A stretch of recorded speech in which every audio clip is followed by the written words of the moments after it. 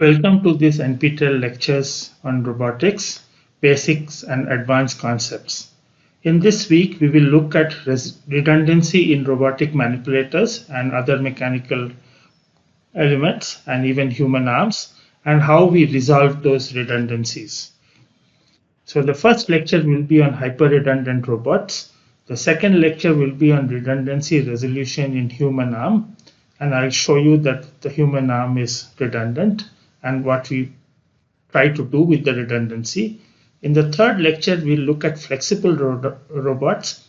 The degree of freedom in a flexible robot is theoretically infinite, but many more than what is required, and how we can use this flexibility in flexible robots. So, quick acknowledgement.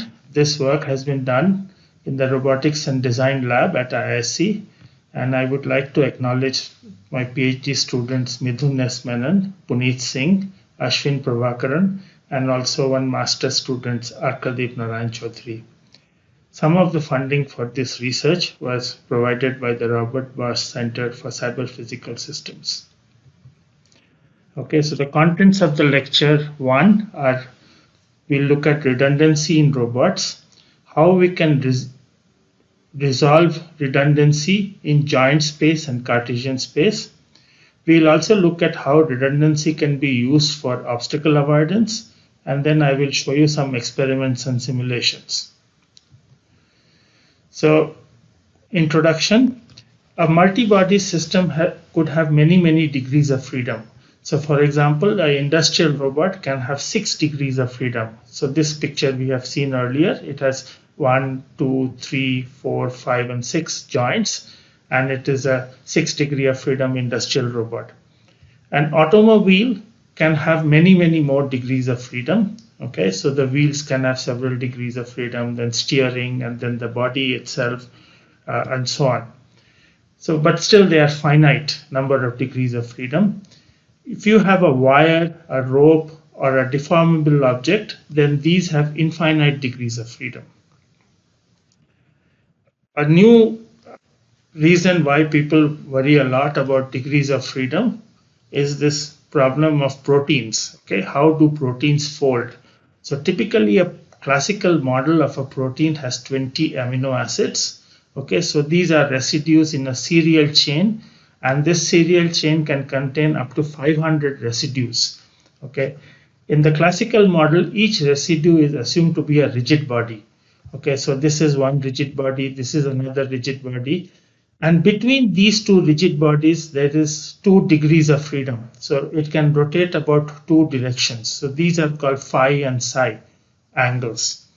Okay, so as a result, a protein chain will have very large number of degrees of freedom. So it could have things like up to 100 degrees of freedom to 1000 degrees of freedom. So it has been seen that if you put this protein chain in some fluid or some appropriate environment, it will fold into a specific shape. Okay, and under the action of external forces between the atoms of the protein and between the solution and atoms.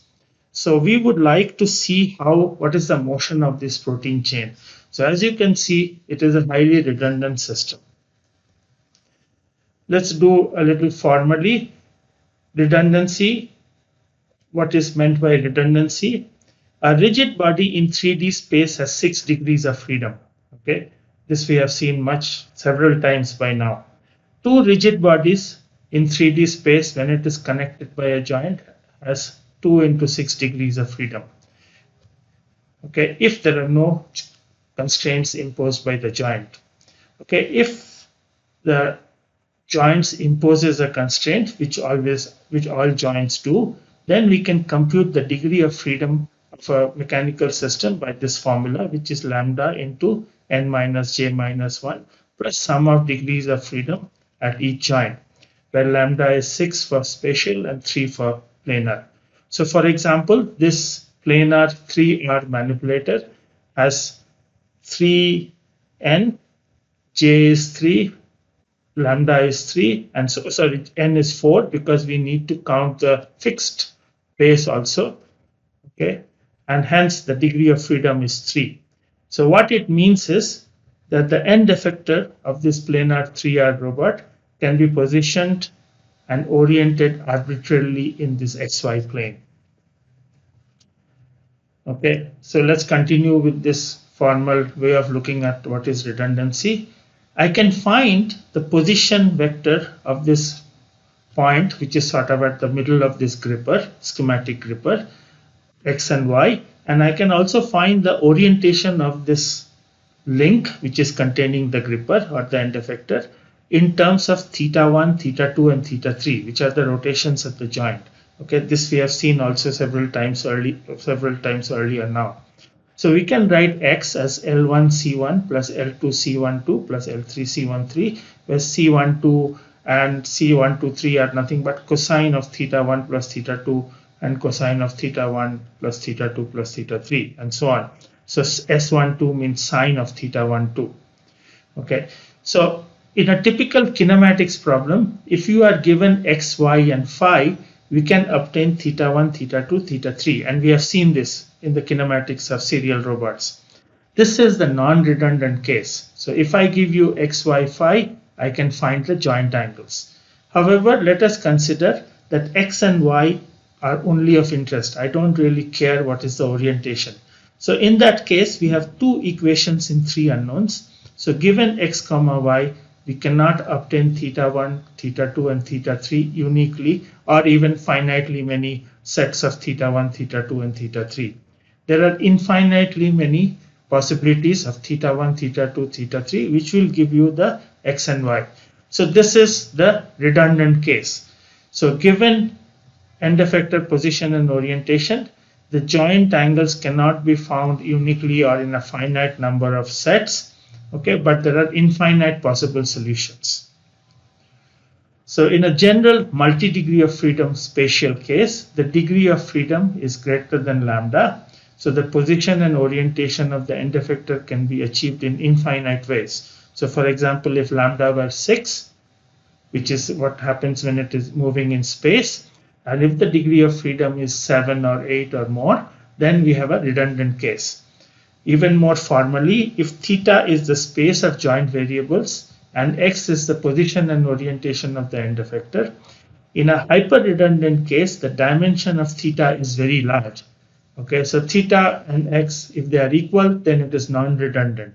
Okay, but if theta is 7 or so, then it is not called hyper-redundant. If you have like theta is, let's say, 20 or 12 or even larger, then they are called hyper-redundant robots. So in any hyper-redundant system, the map between theta and x, which is the forward kinematics or the direct kinematics, is well defined. It does not matter whether it is redundant system or non-redundant system. What happens is in the inverse direction. So given x, if I want to find theta, which is the inverse map, then we have redundant. If there are redundancy, there are infinitely many solutions. Okay. So there are many ways to resolve redundancy. Basic idea is we need to obtain additional constraints to be imposed on the joint variables for a given psi so that we can find a unique or a finitely many set of theta values. Okay. So this is known as resolution of redundancy. And as I had shown earlier, again in the chapter module on kinematics of serial robots, one possibility is to minimize the joint rotation. So if I could minimize f of theta, which is nothing but θ1 squared plus θ2 squared plus θ3 squared, subject to the fact that x and y are given by the forward kinematics equations. Okay, so subject to g1 theta equal to 0, g2 theta equal to 0, where g1 theta is minus x plus L1 C1 plus L2 C12 plus L3 C123 equal to 0. Okay, and I had shown you we could solve it and we could obtain solutions for the optimization problem. There are other ways to resolve redundancy, and this is what we will look at in a little bit more detail in this lecture. Okay, so one is we can avoid obstacles. Okay, so I will show you how we can rotate the joints such that the obstacles in the path of the robot are avoided. We can also avoid joint limits. I'm not going to show anything here. Okay, so again, in the previous example of minimizing joint motion in that chapter on kinematics of serial robots, I showed you if there are joint limits, how you can still find a solution. Okay, we can also find minimizing a constraint which minimizes rotation at the joints, joint rates, or acceleration. Okay, so or optimization of an arbitrary objective function. So if you want to minimize joint rates, which is the joint speeds of the rotations at the joints, so there is a very well-known solution which is called as the pseudo-inverse solution. Okay, so what do? We start with the forward kinematics map, which is nothing but given theta, find the x, find the position and orientation of the end effector. If you take the derivative of this set of equations, we can write that the linear and angular velocity of the end effector can be written in terms of the Jacobian matrix j theta into theta dot. So we have seen this before earlier. If this j theta is non-square, meaning that there are more joints than unknowns, so the number of rows in j theta can at most be 6, okay, because the velocity vector is vx, vy, vz, and omega x, omega y, omega z. But the number of columns can be many more. It depends on the dimension of this theta space or theta dot space. So if j theta is non-square, there is a solution which is called as the pseudo-inverse solution, which is given by as follows. Theta dot is j hash into this velocity vector plus some unity matrix minus j theta hash into j theta into omega dot. So this term here is in the null space of the j theta matrix. Okay, and j theta hash, which is the pseudo inverse of the Jacobian matrix, is given by j transpose into j theta inverse. Okay, so if you see that this is like 6 by n, okay, so j theta into j theta transpose will become a 6 by 6 matrix. Okay, 6 by n into n by 6. This is transpose. Okay, so hence an inverse exists. It's a square matrix now. Okay, the other important thing in this pseudo inverse is that you can see that this j hash into j is not identity. Okay, so this is 6 by 6, okay, into 6 by n. So this is a 6 by n matrix again. Okay, so this is not an identity. So the right multiplication of j hash by j theta does not give you identity, but the left multiplication of j hash, okay, by j theta will give you identity. So you can work it out. And it turns out that this j hash solution, the pseudo inverse of j theta, so theta dot is equal to j hash v, minimizes theta dot transpose theta dot. Okay. So previously we had looked at minimizing joint rotation, but the pseudo inverse minimizes the sum of the squares of the joint rates. Okay, it minimizes theta 1 dot square plus theta 2 dot square and so on till theta n dot square. There is also one more very well-known approach which is called the modal approach. Okay, so basically in a modal approach, what we do is we consider the hyper-redundant robot as a backbone curve defined by a set of shape functions. Okay, so those of you who have done any course in geometric modeling or CAD, you can define a curve in 3D space by means of some shape functions. Okay, so it could be parametric, cubic, it could be some nerves, or it could be some other shapes. Okay, piecewise shapes.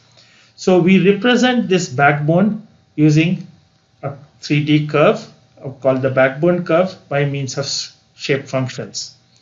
Okay, and we represent this backbone curve as a weighted sum of modal functions satisfying a task constraint. Okay, so I want to move this robot. There is a certain task. So I can find these modal functions, and the weighted sum of these modal functions determine the task.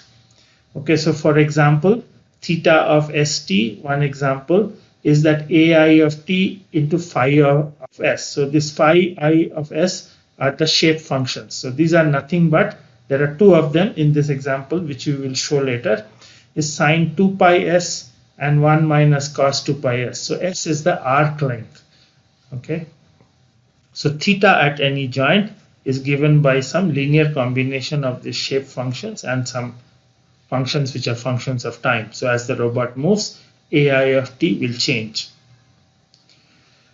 There's a third way to resolve redundancy. Okay, actually there are many ways to resolve redundancy. This whole idea of this backbone curve was also resolved using splines. We can also resolve this redundancy, basically meaning impose extra constraints to solve for theta by using something called as a PDE from a continuum approach. Okay, we don't want to get into this. We can also resolve redundancy again by work by Chirikjian. It's a diffusion process in 3D space. So these two are very, very advanced, and we don't want to get into this. So this modeling of backbone curves by splines can also be done. Okay, we had looked at one way to resolve redundancy by using something called the Tractrix curve. Okay, so I had discussed this earlier, again in the module on kinematics of serial robots. So just to recapitulate, a Tractrix curve is nothing but the curve traced by the tail of a link, which is originally along the y-axis, and we want to move the head of the link parallel to the x-axis such that the velocity vector of the tail is always at every instant of time along the link. Okay, so to repeat, a link moves such that the head P moves along the x-axis and the velocity of the tail J0 in this figure is always along the link. And the curve which is obtained for such a constraint is this curve called Tractrix. Okay, and I had looked at the equation of a Tractrix last time, and this is again to recapitulate. The equation of a Tractrix is given by dy by dx is minus y square root of L square minus y square, where L is the length of the link. Okay, and I had told you that we can solve this in closed form. Interestingly, we get a solution which is x as a function of y. Okay, so x is some L log y divided by L minus square root of L square minus y square minus L square minus y square. Okay, typically we find y as a function of x, but in this case we find x as a function of y. We can also find this x and y in terms of a parametric variable p in using tan hyperbolic and sec hyperbolic. Okay, again to recapitulate, some of the important properties of a Tractrix are that for an infinitesimal motion of the head dp, the length of the path traversed by the tail dr, okay, is minimum of all possible paths of the tail. Okay, so the dr, when you are following this Tractrix constraint, okay, or when it is following the curve on the Tractrix, it is dr is always less than or equal to dp. Okay, it is only equal if the velocity of the head is along the link. So you can think of it that if the velocity of this head is this direction along the direction of the link, so then dr will be less than dp. At any other place, so dp is this way, dr is this one, dr will be less than dp. If it is moving in this direction head, again dr will be less than dp. So at every direction of motion of the head except along the link itself, dr is less than or equal to dp. Okay, so we applied this Tractrix to a redundant or a hyper-redundant system in the following way. So this is a schematic of a hyper-redundant robot with many joints, n joints. Okay, so if I move the head of this hyper-redundant chain by some dp, I can find out what is happening to the tail, which is dr, using the Tractrix formula. Now for this previous link, this dr will be dp, and I can find again the motion of the tail of the previous link. Likewise, I can go backwards and I can find the motion of the final endpoint of this robot. Okay, and in all such cases, delta 0 is less than delta 1 is less than or equal to delta n. So if this is moving by delta n, delta 0 will always be less than or equal to delta n, and this is true for each delta. It is also true that the sum of all these deltas is minimum. Okay, this follows from what I discussed last time, that the motion of the tail is the smallest, okay, when it follows the tractrix, otherwise it is equal. So because of this delta 0 less than or equal to all the way to delta n, the effect of the motion of the end is washed out as we traverse down the chain. So for example, if this is moving by 1 centimeter, this will be smaller than 1 centimeter, let's say 0.9, then at some this one will be 0.8, and all the way to some very small number at the end. Okay, so the motion is getting washed out. Okay, so this looks natural. So if you think of a snake, if the snake is moving its head, or if you think of a rope, you move the one end of the rope, the further end of the rope or the furthest end from the head of the snake moves the least. Okay, so what is the algorithm for Tractrix-based resolution of redundancy? We have a serial multi-body chain, okay, as rigid links connected by joints. So we have to assume that this rope or this snake has a bunch of rigid links connected by joints. Okay, then we discretize the given motion of the end as small steps in 3D. So instead of moving a lot, we take small steps. Find the location of the tail using closed form Tractrix solution. The new location of the tail is equal to the desired motion of the head of the previous or subsequent link, and we recursively go to the ends of the chain. Okay, just a little bit more detail. How do we find the motion of the tail when it is moving in 3D? So we find the equation of a plane with the position of the head, position of the tail, and the destination of the head. Okay, these 3 points define a plane. So we call this the reference plane. Align the x-axis in the plane along the motion of the head. So it starts from somewhere and it wants to go to some destination point. That is the x-axis. Okay, we solve the parametric equation to obtain the position of the tail in this reference plane. So remember, dp was along the x-axis. Now also it is along the x-axis, except this x-axis is some arbitrary plane in 3D. Okay, then we transform the tail coordinates back to the global frame or reference coordinate system because we know the orientation of this plane. Okay, and we repeat these steps 1 through 4 for a finite motion of the head. So we want to take a small steps, find the plane, find the tail location in this plane, then go to the transform it back to the global. Then for the previous link, again you do the same thing.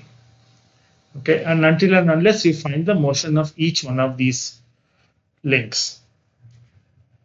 Okay, so as an example, again we have briefly discussed this example earlier.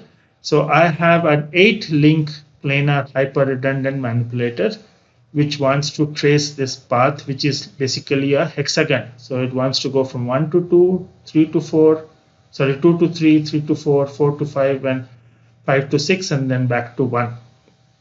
Okay, so we can solve this task for this 8-link robot using these 3 techniques which I discussed. One is the Tractrix-based solution, one is the pseudo-inverse based solution, and one is the modal solution. Okay, so this dark blue is the solution of the point when it comes to 6, from 1 to 6, when we use the Tractrix-based solution. This is the shape of the robot. In the pseudo-inverse solution, this is the final shape of the robot, this green dotted line. And this pink or purple dotted line is what we get if you use it and solve it for the modal approach. Okay, using the modal approach. We can also plot all the joint variables. Okay, so I didn't tell you how to obtain the joint variables, but it is very easy. So if you locate the head and the tail at 2 instants of time, then we can find how much the tail has moved. So we can take the dot product of these two vectors, and then that will be cosine of some angle. Okay, how much the joint has to rotate. Okay, so at 2 close by instants of time, we find the dot product of the two vectors, and then we obtain theta. Okay, so we can plot theta for these three approaches. So you can see that the Tractrix solution looks like this. So the important thing here is this yellow line, which is joint 8. So as you can see that the joint 8 moves the longest. Okay, it moves the most. The joint 7, which is the next slightly darker yellow line, moves little less than that. Okay, and joint 6 moves even smaller, and finally joint 1 moves very little. Okay, so what is happening in the Tractrix-based approach? The motion of the joint reduces as you go from the head of this 8-link hyper-redundant robot all the way to the base. If you look at the pseudo-inverse solution, that is not true. The joint 1, which is this curve, moves quite a bit. Okay, joint 2 also moves quite a bit. Joint 3 also moves quite a bit.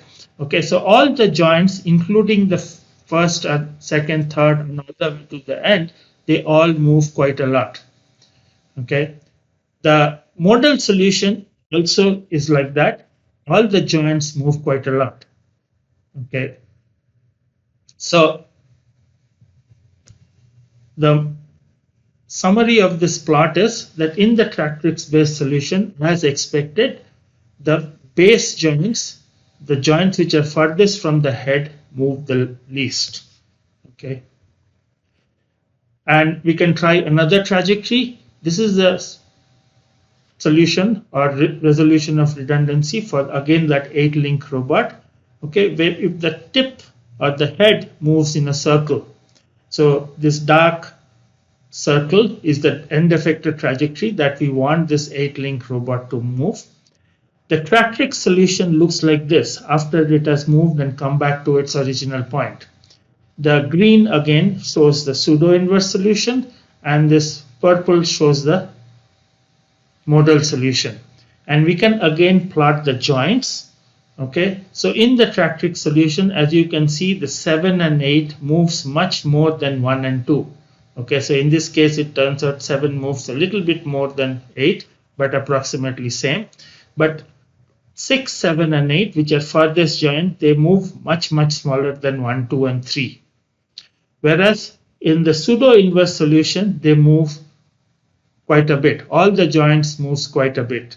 Okay, and likewise in the modal solution, all the joints move quite a bit. So we built one such 8-link robot, okay, with RC servo motors, and then there was a serial interface, RS-232 serial interface, to connect to a computer, so we can compute all the motion of the joints. So this is a controller card which can control all these motors. So it is fixed at the base. Okay, the motors, these RC servo motors, could move only plus minus 90 degrees. Okay, and this is some custom designed controller board which could control all these 8 motors. And this is a serial link to a PC for joint angle commands. So we need to set at each instant of time, okay, how much each joint should rotate. And in this example, we are going to move slowly, okay, because there is no way to compensate for the dynamics of the links in this experiment. So it's a low speed operation, and also the trajectories are chosen to avoid self-intersection and to maintain joint angle limits. So there is a limit of 90 degrees plus minus, and also while moving, I don't want one link to go and hit another link. Okay, so we have cleverly chosen some trajectories such that these things doesn't happen. Okay, and the trajectories are the same as what we did for simulation. So I want to trace a hexagon. Okay, so on the left, I am showing you a snapshot of this robot tracing that hexagon initially. On the right, what happens after it has sort of come almost towards the end when it is coming to the point 6. Okay, so remember the hexagon is 1, 2, 3, 4, 5, and 6. So the top one is the pseudo-inverse solution. The bottom one is the Tractrix-based solution, and this one is the Modal solution. Okay, so what you can see is that this robot starts from some home position. There's a pen which is attached to the tip of the robot. Okay, and it will draw these lines as it is moving. Okay, and then it goes from this home position to 1, then 2, then 3, 4, 5, and 6. Okay, and these are the snapshots of what is happening. Okay, so what you can see clearly is this hexagon which is traced by the Tractrix-based solution is sort of looking the best. Okay, so some of this jerky thing is because the robot was slipping while it was moving. The pseudo-inverse solution doesn't look too good. So initially it is fine, at least two legs of the two arms of the hexagon is there, but after between 3 and 4 and after 4 it's doing some strange things. So it looks like the Tractrix-based approach was the smoothest. Okay, and again the basic idea is that we are only moving the joints which are furthest away from the base. So you can see here in the Modal solution, this joint is moving. Okay, in the pseudo-inverse solution, again the first joint is moving. All joints are moving. Whereas in the Tractrix-based solution, this joint moves very little, the base joints move very little, and the furthest joints moves a lot. Okay, so this is giving smoother motions. Okay, is that make sense? Yes, because the first base joint must move all the links, so it sees a lot of inertia. Okay, so in the Tractrix-based approach, the base joints do not move much, so it is not moving a large inertia. Whereas these other two, they are moving the full robot, all the links, and hence the base joints are seeing a lot of inertia, and then it is not able to move properly. Okay, so let's show you some videos of this this 8-link robot trying to trace straight line trajectories. So basically this is the same straight line motion which formed that hexagon. Okay, so this is the Modal approach. This is the robot moving according to the pseudo-inverse based resolution scheme, and the last one is this robot moving where the resolution is based on the Tractrix-based approach. So as you can see in the Modal approach and in the pseudo-inverse approach, all these links are moving quite a bit. Okay, whereas in the Tractrix-based approach, as expected, so it is trying to move as much as possible using the last few links. When it cannot do so, when it cannot trace the trajectory, it is going backwards and it is moving the base motors or base links.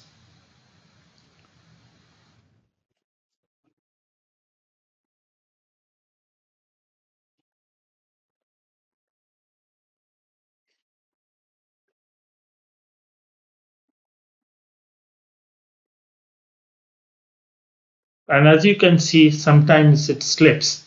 Okay, so the slipping is not due to the resolution scheme. It is due to the fact that this robot will slip on this. It was tracing this curve on a tiled floor.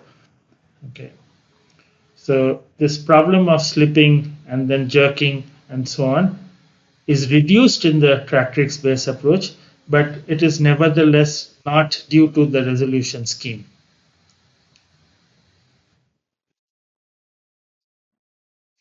Okay, so these are the plots which are traced by a pen which is attached to the tip of the robot. Okay, we can also try to see whether how good it is doing that circle. Okay, I showed you 2 simulation results and I'm going to show you 2 experimental results, one for piecewise straight line which I showed last time, and then for the circle. Okay, so again the top portion is the top 2 figures or pictures are for the pseudo-inverse scheme. Okay, so this is some in between when it is tracing the circle. This is towards the end of the motion of when it is traced the circle. Here it is the modal solution, and this is also the modal solution, and finally this is the Tractrix-based solution. So you can't see the circle, but you can see it later, or you can see it at the end. This looks more like a circle than these two, okay, what the curve it has traced. And again, we will see that the smoothest motion is when the joints near the base moves the least. So here are three videos again. The first one is the modal approach, second one is the pseudo-inverse based approach, and the third one is the Tractrix-based approach. So in all cases, the trajectory is the same, the controller is the same, only the joint angles are calculated by different resolution schemes. Okay, so timing, velocities, everything is same. It's the same tiled floor. Okay, so most of the other conditions are similar, except that the resolution scheme is one case it is modal approach, one case it is pseudo-inverse approach, one case it is Tractrix-based approach. So as you can see in the modal and as well as the pseudo-inverse approach, all the links are moving.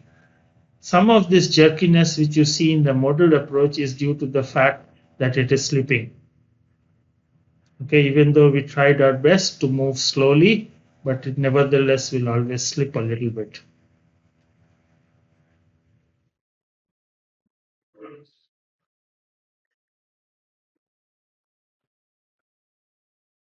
So it starts from some home position, traces the circle, and then it stops. Okay. So again, you can see in the Tractrix-based approach, the motion is smoothest and the tip trajectory traced is closest to a circle.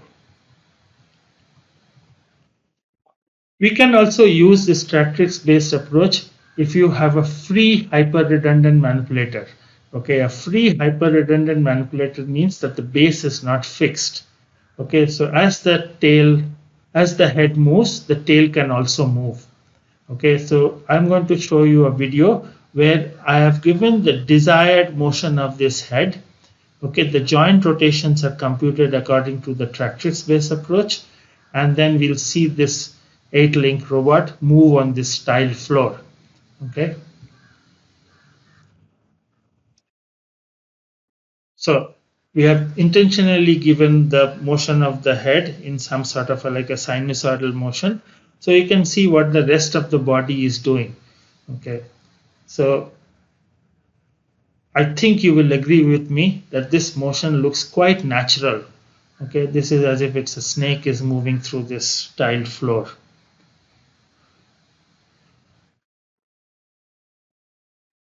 Okay.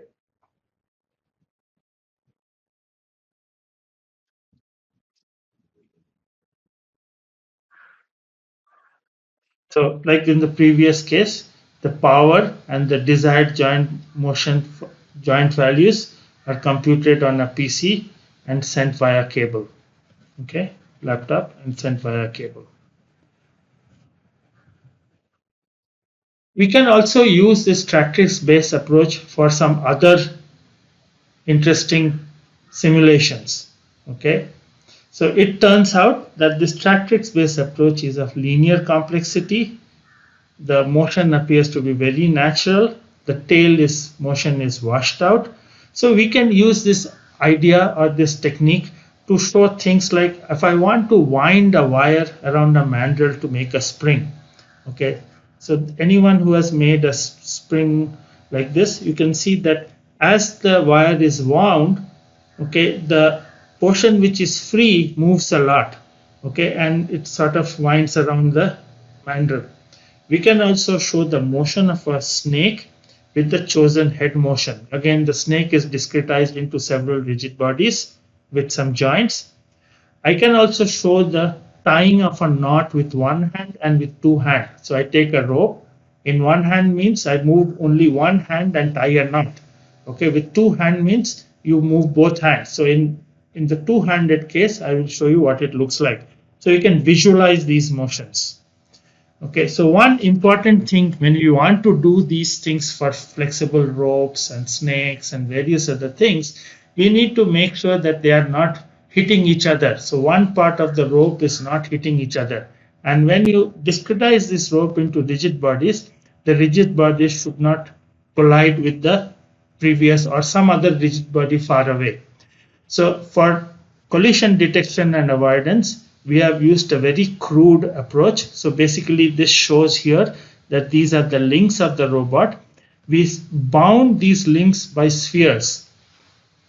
Okay, so there are 4 links and there are 4 spheres, and the distance between the centers of the spheres or links is d. L is the link length. So if d is greater than L, then there is no collision. Okay, if d is less than L, then there will be collision. So you can see if this link is folding, then this sphere will collide with the other sphere. So the distance between the center of the spheres and links will be less than the link length. Okay, so this is L by 2, L by 2. So the distance will be less than L by 2, or sorry, L, if it is colliding. Okay, so if there is a collision, we basically stop the simulation. We perturb the motion of the links, okay, perpendicular in a perpendicular direction, okay, to the link. So hence it will no longer collide. So this is a crude way of doing it. There are much better ways to detect collision and avoid collision. But nevertheless, for these simulations, we have used this strategy.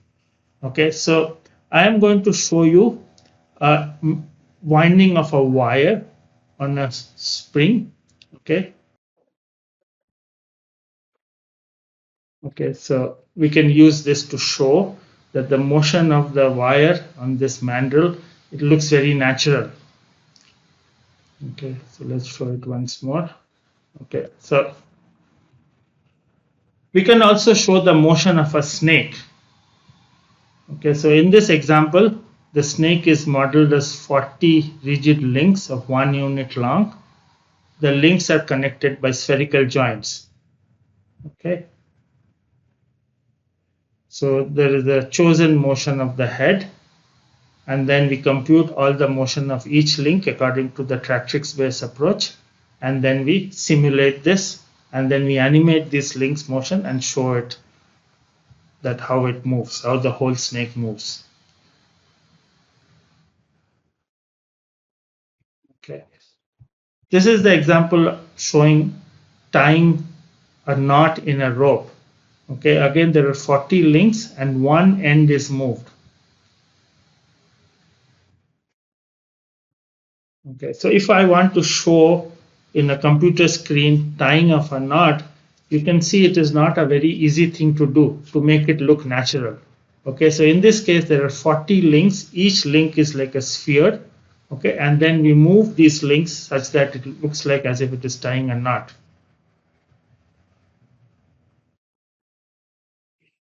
This is when 2 hands are moved to tie a knot with 2 hands. So in this example, the simulation is done that you move one hand, stop, move the second hand, stop, move. So alternately we move both hands, and we store these values and then we animate it. So here also there are 40 links.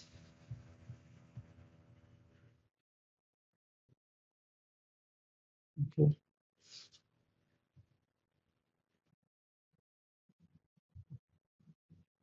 So the Tractrix-based approach can also be extended to do obstacle avoidance. Okay, and the way to do it is following. So the Tractrix-based approach in general is basically an optimization problem. What are we doing? We are minimizing the Cartesian velocity of the tail. Okay, so if you pose it as an optimization problem, we can also include constraints. Okay, so if it is in free space, the instantaneous velocity is along the tangent in free space of this curve or of this object. Okay, so velocity is along the tangent. So if you take a full curve, you can show that the Tractrix-based approach, every point has a velocity which are tangent to the curve. Okay, so this is without constraint. When you optimize with constraints, we can set that the instantaneous velocity is not always along the tangent to the curve, but it is in the half space away from the obstacle.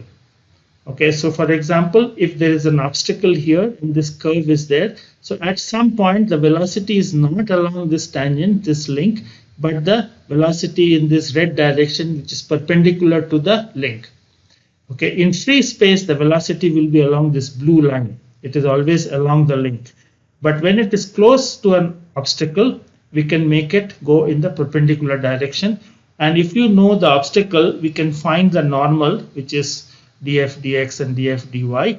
Okay, and then we can give the velocity in this red direction. Okay, so for a curve which is f of xy equal to 0, I know the normal, and then the link which is lying on this curve, the velocity is along the red direction. Okay, we do a little bit of trick. We can increase the size of the obstacle such that the whole link, no part of the link will hit the obstacle, and we plan for the center of the link. Okay, because it is sort of hard to compute the trajectory for all points on a finite length link. So we grow the obstacle, we make the plan for the center of the link, and if the obstacle is grown a little bit, in the actual implementation it will not hit. Okay, so in the Tractrix-based approach, the motion of the distal end is along the link, so hence it appears more natural and the motion is washed out. We extend to obstacle avoidance. Near an obstacle, the velocity is normal to the obstacle, and away from the obstacle, it is the normal Tractrix solution along the link. Okay, so we have a motion of the body of the snake with chosen head motion, and I will show you some simulation and experiments. Okay, so this is a planar simulation. So these are these obstacles, one object, some sphere or square, and then there are these circular obstacles. And this blue is the snake, okay, or this hyper-redundant robot, which is discretized into small links. So I want to pass this head around this obstacle such that no portion of this blue hyper-redundant robot hits any of these obstacles. So this is what I will show you.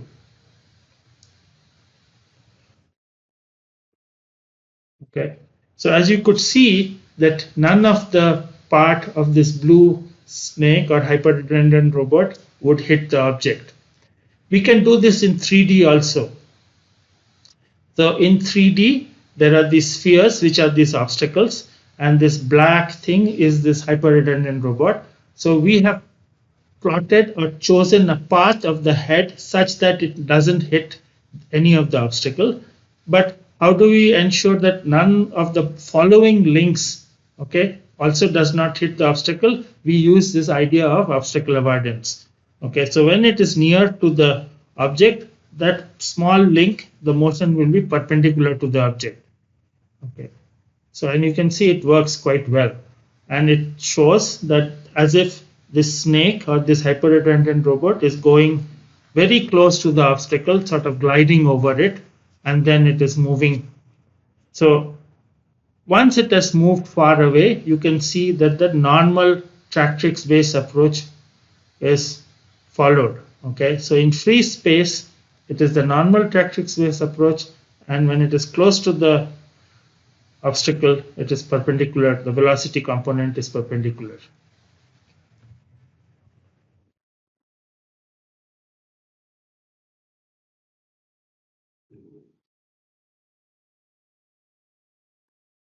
Okay, so let's stop here and continue. So this simulation will continue for a while. We also built a robot. It's very similar to the previous hyper-redundant robot, but now it has 12 links. It has 12 degrees of freedom. Again, each link is driven by another different RC servo motor. It's this name. Okay. The wheels are driven by these motors, but each link are rotated using this another set of robot. Okay, So as you can see here, there are wheels here, and then there are motors to rotate each link. Okay, these are 5, 6, 7th link. Okay, the 6th motor is this one, the 4th motor is for this one.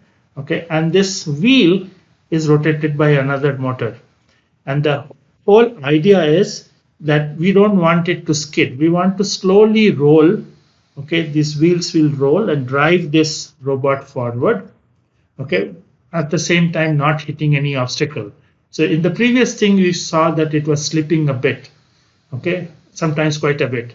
But if you make it roll with this wheel, then it can move forward much more smoothly. Okay, so again, the path is computed using Tractrix and obstacle avoidance algorithm. The commands to the joints and the wheels are given via power and via cables. Okay. So here is a video of what this 12-link robot is capable of. So this is one obstacle. This is another obstacle. These are 4 obstacles in this scene. It is on the floor also. And this is the starting point of this robot. Okay, you can see a little bit of the head. So the trajectory of the head has been chosen such that in some part, so it follows what my cursor is doing. It is supposed to do that. The commands to the motors are computed based on this Tractrix-based approach with obstacle avoidance, and then they are given by this cable. The power to these motors are also coming from this cable. Okay, the path of the head is pre-chosen. If you had a sensor which could look ahead, then that could also be computed by the robot itself. In an actual robot, hyper-redundant robot, we'll have the sensors which will detect the obstacles in front of it, and it will also have batteries and motors. Everything should be self-contained.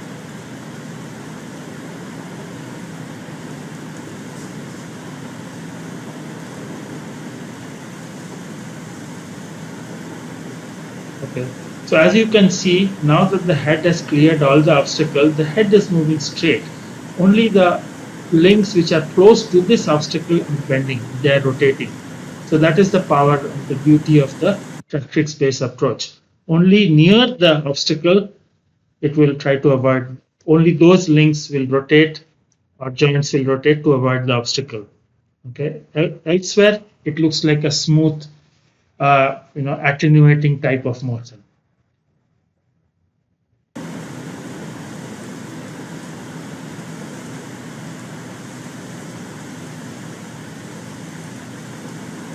So because of the wheels and because you are slowly rotating the wheels, there is not much slip like the previous case. Okay. So since we could do experiments, we can measure what is happening to each of these links. Okay, we can also do simulation. So as I said, we have the actual dark red is the obstacle. We grow it by each link length such that even the center of the link is avoiding the obstacle, the rest of the link will also avoid the obstacle. Okay, so these dotted lines are the grown obstacles. Okay, a little bit more than what actually it is. The blue line is the chosen path of the head. Okay, and then these are 3 pictures showing what is the simulated results for this 12-link robot. Okay, this is how the 12 links of the robot will look at one instant. This is the second instant, and this is the third instant. We also can take the pictures at those instants. So this is simulation. This is the actual picture taken at that instant. Similarly, this is the picture taken at that instant when the robot should be at this place in simulation. So what you can see is the simulation results and the actual pictures are very close. Okay, these are very good match. So this gives a lot of confidence in the algorithms and in the simulation results that we have developed. Okay, because it is more or less verified by actual experiments. We can also extend this Tractrix-based approach to cluttered environment. Okay, so that is the ultimate goal. We would like a snake robot to go into a disaster prone area, like let's say an earthquake has occurred. So the snake robot can go through all the gaps and cracks. Maybe it can carry a camera and then take pictures and see if there is any person living. Okay, if there is any life still there. Okay, so that is what I'm going to show you here. So this is a simulation results. Okay, so it's a snake robot with a hyper redundant robot with many links. It can avoid obstacles and it can be used for search and rescue operations in disaster prone areas or disaster areas. So basically what we are using is this Tractrix-based approach and obstacle avoidance, what I have discussed. Okay, so here is a video of a synthetic generated scene. This white dotted thing is that robot. Okay, so you can see it is moving in 3D space without, but this is a simulation, so we can do all these things. So here are two views. One is what it is doing, and this is one view of the same scene looking from some other angle. So you can see it goes through some hole, and then it will climb up, it will go through another hole, and then it will go around all these obstacles, at the same time making sure nothing is hitting any of the obstacles. Okay, so we have, so you can think of this like a room and this robot is going through. Of course, this is the simulation, this robot cannot float on air. So it must be anchored or it must be moved on the ground. But nevertheless, this is an idea to show that we can simulate motions of this hyper redundant robot in cluttered environment. We can also simulate the motion of these robots in ducts. Okay, so you can think of a pipeline and we want to inspect this pipeline from inside. We want to send this snake robot such that it can go and inspect, okay, to see if there are any cracks or if something has happened in the pipeline. So what is the difference between the previous and this? In a duct, actually the obstacle is all around you. Okay, so in the case of the previous example, the obstacles are on one side. So you can go perpendicular to the, or along the normal, okay, perpendicular to the direction of motion. However, in a duct, the obstacle is all around you. Okay, so then the path planning becomes more tricky. So you cannot really move in a perpendicular direction because you will hit some other wall of the duct. So first thing is, how do you represent ducts? So there are various ways to represent ducts, and this has come out in a paper recently in computer-aided design. So we can have what are called as fitted ellipsoids. So this is like a duct, and same duct showed how to represent in as fitted ellipsoid, fitted cylinders, and as convex polyhedra. Okay, ellipsoids means in 3D objects. So you have set of ellipsoids which you connect each one of them, you fit each one after another to represent this duct. Okay, if you have a cylinder, then these are some small cylinders which you attach and make it into the duct. And finally, we can have convex polyhedra. So the whole idea is there are various ways to represent ducts, and some are better than others. So if I want to simulate the motion of a hyper-redundant robot in that duct, which I showed you, the main constraint is that no part of the hyper-redundant robot can touch the pipe or the duct. So which basically means that each link of this robot should be small enough, okay, to navigate the bends. So if you have a very large link and if you have a bend, and if it cannot navigate the bend, then it is not worthwhile. So that is one constraint we have assumed. It is also using this Tractrix-based algorithm and obstacle avoidance for the simulations.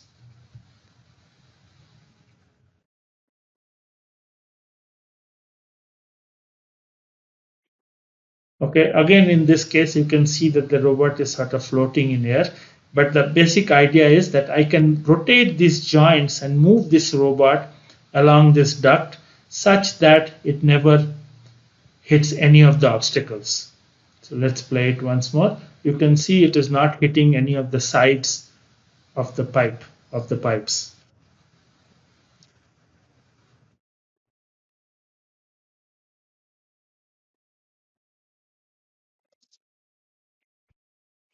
Finally, we can also simulate the motion of something called as an endoscope. Okay, a very quick introduction to what is an endoscope and what it is used for. So basically, an endoscope is a thin, flexible pipe. Okay, at the end there is some camera and some lighting system. So what it is used is it is sent through your mouth into the through the GI tract into your stomach, and then you can take pictures. So if you have cancer or if you have ulcers, okay, you can take pictures. It can even take samples of these cancerous tissue or some ulcers and come out.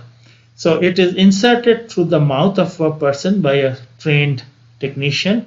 Okay, then it is sent down. It is you have to make sure that you don't go into the lungs. So there is one part which there's a passage which goes into the lungs because it's the same windpipe. Okay, and then you go in, take some pictures, and come out. Okay, the endoscope is basically a pipe like this. It's a flexible pipe. At the tip, there is a camera to see inside. Okay, and then you can rotate the end by means of these knobs so as to look in different directions when you are inside the stomach.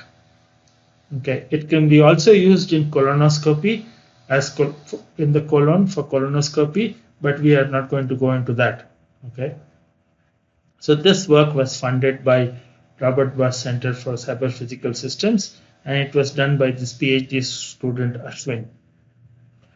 So again, quickly, so typical components of an endoscope are this long flexible pipe, which is about 1.5 meter long. There's a detachable tip, and then there are these channels through which you can put in some wires.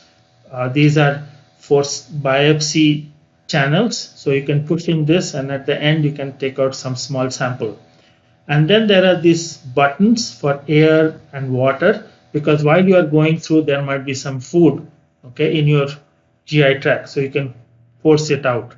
And then there is a box which tells you how to control the air and water supply. It also gives a light source, and then there are these two knobs which can rotate the end in two directions. At the end it looks like this. So this is roughly 12 diameter, because the gap in your throat is around that, so you cannot force something through your throat because you will injure something. Okay, so there is a biopsy channel where you can take the small graspers through it and you can take out some material. This is about 3 mm diameter. There's a light, there's a lens, and this is about 5 mm diameter. Okay, so as you can see, it's a very compact, very sophisticated device which you push through your GI tract and take pictures. So we wanted to show a simulated motion of this endoscope. Okay, so this was a project when we were trying to show to a surgeon what we can do by simulation, so that something like this can be used to train later on novice surgeons, okay, or novice technicians. So first we need to model the human head, mouth, and GI tract. This is possible because there is a data set called Visible Human. Okay, it is available in the public domain. So the motion of the endoscope is modeled as a hyper-redundant robot. Now we are good at modeling hyper-redundant robot, and we can pass it through a duct. So this is like a very sophisticated duct, okay, very complicated duct. The initial motion of the endoscope is horizontal, and then it should follow the center line of this GI tract. Okay, so it follows the midpoint, and we did all these simulations in MATLAB. So I am going to show you these two movies which were generated by the student, okay, where we show what is the motion of a simulated endoscope in the GI tract.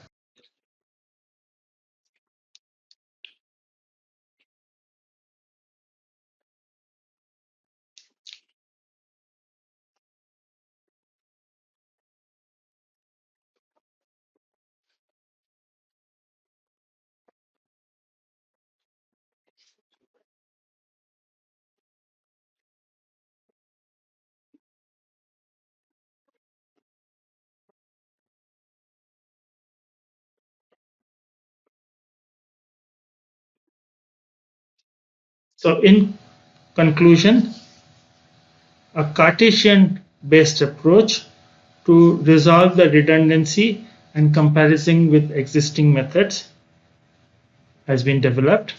It's a purely kinematic-based approach applicable for planar and spatial motions. It's for closed form solutions of the Tractrix. Uses the closed form solutions for the Tractrix. It has linear complexity. The motion appears to be natural and the disturbances die out. We can extend this Tractrix-based approach to obstacle avoidance and natural motion in cluttered environments. We can show the motion in ducts and GI tract. In the next lecture, we'll see what happens in the human arm. Okay, the human arm is also a redundant system. It has more joints than required to position and orient an object. So we will look at that.